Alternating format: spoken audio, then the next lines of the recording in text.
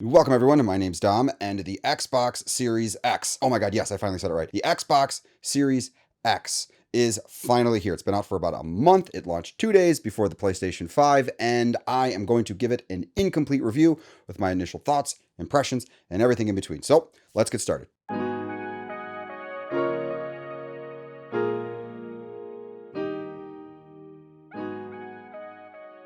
All right, so the Xbox Series X is a very simple, minimalistic console. It starts at $499, and there is the Xbox Series S, which starts at $299. Now, the biggest difference between the two is mostly horsepower, as well as a disk drive and hard drive space. So the Xbox Series S has 500 gigabytes of storage, and the Xbox Series X, hate saying these names. It's an awful naming scheme. The Xbox Series X has 1 terabyte of hard drive space. Now, that hard drive space is expandable with these little proprietary Seagate 1 terabyte cards. You can just slot that right into the back. Those start at about $219, and you cannot play Xbox Series X or S optimized or made for games. It's a little confusing without it being either on the internal SSD or the external SSD. Now, we picked up an Xbox Series X, not an S, for the channel. You can check out the unboxing over here. If you haven't seen that yet, definitely check that one out. So the console, you know what? The console's nice. It's minimal, it's heavy, but the size and proportions are really good. Now, when I first saw the announcement of the Xbox Series X back earlier this year in 2020, the design really didn't spark a lot of inspiration, right? It just seemed to be focused, and this isn't a bad thing, but it just seemed to be focused on the internals and the specs, which is a good thing. But looking at it in person, you know what? It grows on me, right? It grows on you. It's a nice console. Now, like the PS5, it is made to be vertical. It is not a console that looks good horizontal. It doesn't seem like it was designed to be horizontal. It has little feet, so you can make it. You can make it horizontal, but it just looks right being vertical. And the little X, the button that you push to power the thing on, which isn't capacitive. I preferred the capacitive button from the original Xbox One, but it doesn't turn.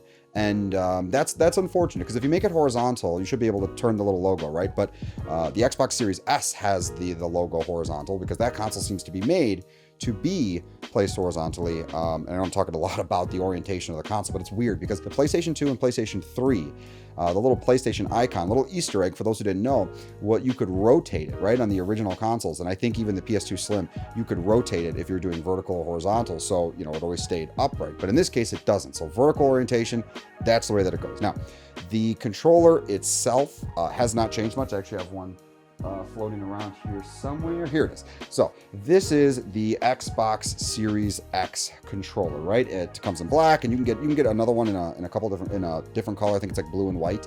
The controller itself is a little smaller.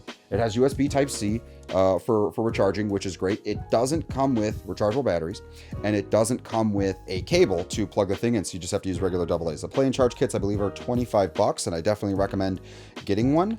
But if you don't, you can just use AA's, and the battery life, honestly, I can't even really give this one any kind of review because I haven't been using it. But the time I have used it, the battery life seemed fine. It's more or less an Xbox One controller. I actually have one right here for comparison. So this is the one that came with the Xbox One X. And there's some subtle differences. The biggest difference outside of some of the cosmetic stuff is it seems to be a little smaller, and the shape's a little different.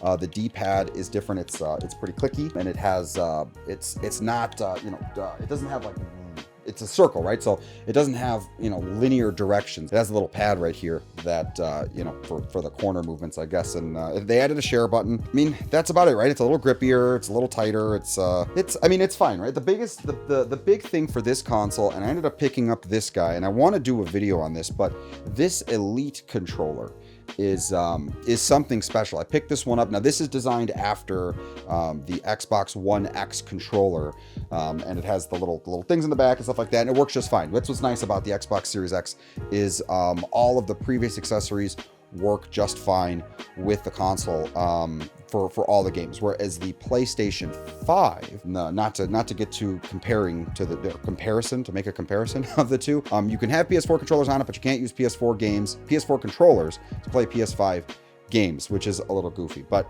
the console itself's fine. It boots up quickly.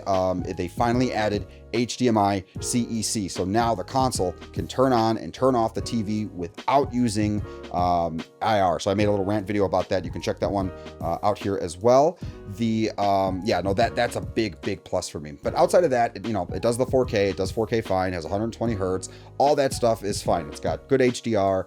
But the disappointing thing with this console, and it's kind of the main point with it, is outside of the lack of first-party exclusive games, which I'm going to get into in a little bit, but the console itself, the UI is the same more or less from last gen. And I'm not going to lie, that has had a bit of a hindrance on how it feels, how much of a next-gen feel I get from this console. And I don't get a next-gen feel from this console at all.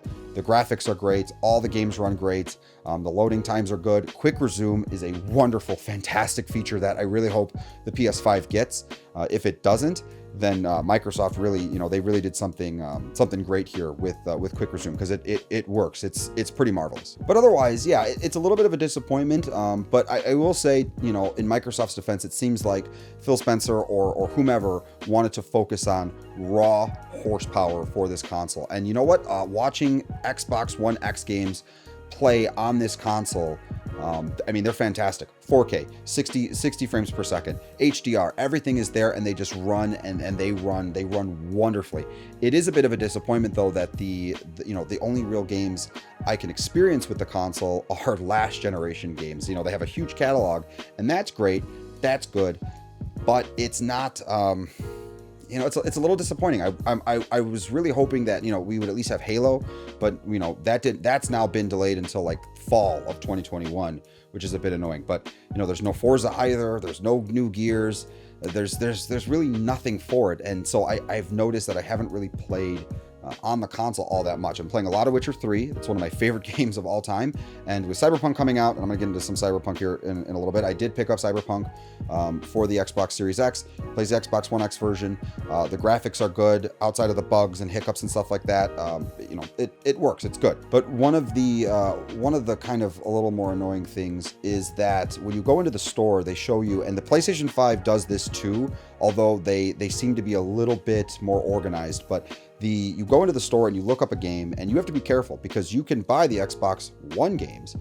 And if you buy an Xbox One game and you don't get the Series XS optimized version of the game, you could be playing last gen games. So you have to be careful. You want to make sure that when you buy a game and you're trying to get the Xbox Series X or S optimized version of the game, oh my God, so many words to try to get that sentence out. Make sure that it has a little symbol down in the corner. It's really important that it has that. Otherwise, you might be getting the Xbox One version of the game. So, just be careful. Look out for that. I fell for it when I bought NBA 2K21.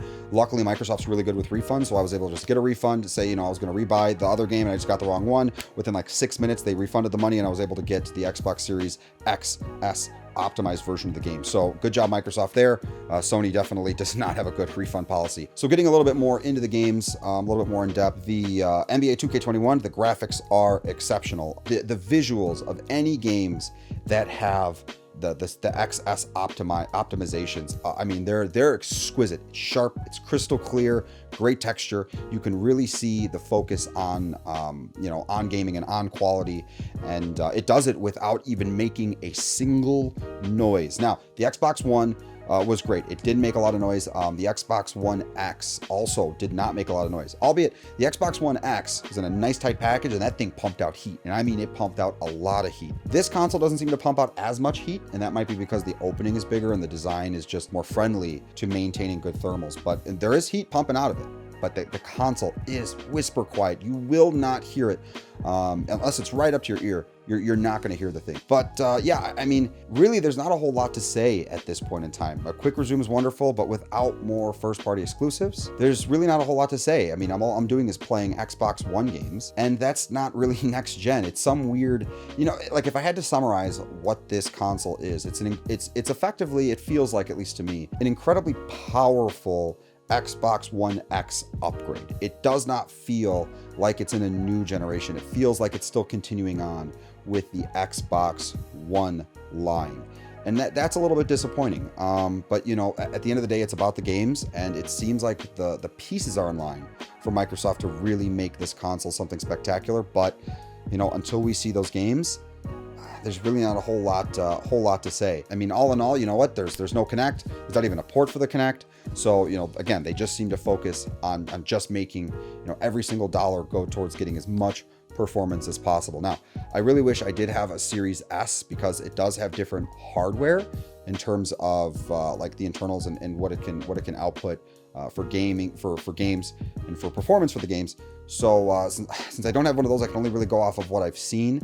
I don't think that was the best move for Microsoft as far as making a cheaper version that had less hardware. I get why they did that, but I think number one, that's not the most developer friendly thing that they could have done, right? The PS5 has two versions that have the exact same hardware, just one's missing a disk drive. But in this case, now they have to make two different versions with two sets of assets, technically, maybe, kind of. I think that's going to hinder development. Yeah, with last generation being how it was with the PS4 and the PS4 Pro, not the PS4 Pro, I'm sorry, with the PS4 and the original Xbox One, not the One X. The idea that there is, for this generation, I think the focus 4K, 60 frames per second. Like 8K is fine. Haven't been able to use 8K yet, but 8K is cool. And 120 frames per second is really cool, but I think the focus should be every single game hitting 4K, 60 frames per second. So the idea of having a cheaper console, they should have done that later. They should have done that as a way to, for one, be able to produce more Xbox Series X's for people to be able to pick up, and they could have launched the cheaper one later for those who might be new to this generation of gaming, this now current generation of gaming.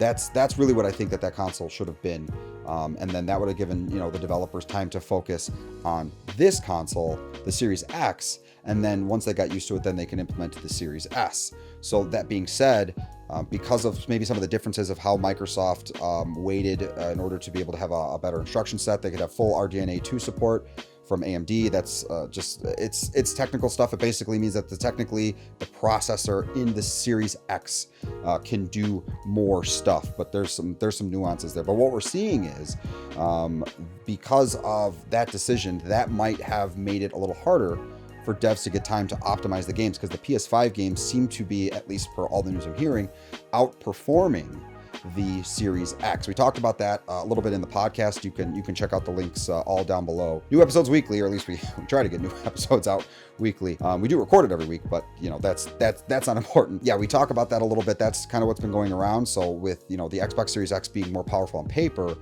these differences in performance shouldn't really be as noticeable as they are. Now, I have not personally seen, and if I have seen them, I haven't noticed it. And if I have noticed it, it hasn't mattered, but I haven't seen these differences in performance. I would say the PS5 loads a little bit faster, but the Xbox Series X loads plenty fast. It's just fine. It's a great machine. It just lacks games, and that's kind of the whole thing with this review, is it lacks games. The features and potential, they're great, and I think it's going to do really well if Microsoft can get some exclusives out there. I know that they bought the Elder Scrolls, or I'm sorry, they bought Bethesda, and so we're probably going to see a lot more exclusives, especially if they buy Bungie, which I heard is a rumor that they might do. I know they brought some Bungie people in for Halo Infinite, so if they're starting to pick up game studios, we're going to see more exclusives. I think that's going to be really, really good for this console, because I think any game that's made specifically with that console in mind, with all the extra hardware that it has, all the extra horsepower that it has, I think that we're going to see some really beautiful games on it. But I mean, that's more or less it, guys. I mean, that's it needs more games, and when it does, I really look forward to being able to play more on the Xbox Series X and enjoy the Xbox Series X and all the things that it has to offer. So, but yeah, guys, that about wraps things up. As usual, please subscribe, like this video if you liked it, throw a comment down below, let me know your thoughts on the Xbox Series X and what your experiences have been like. And yeah, as always, talk to you soon.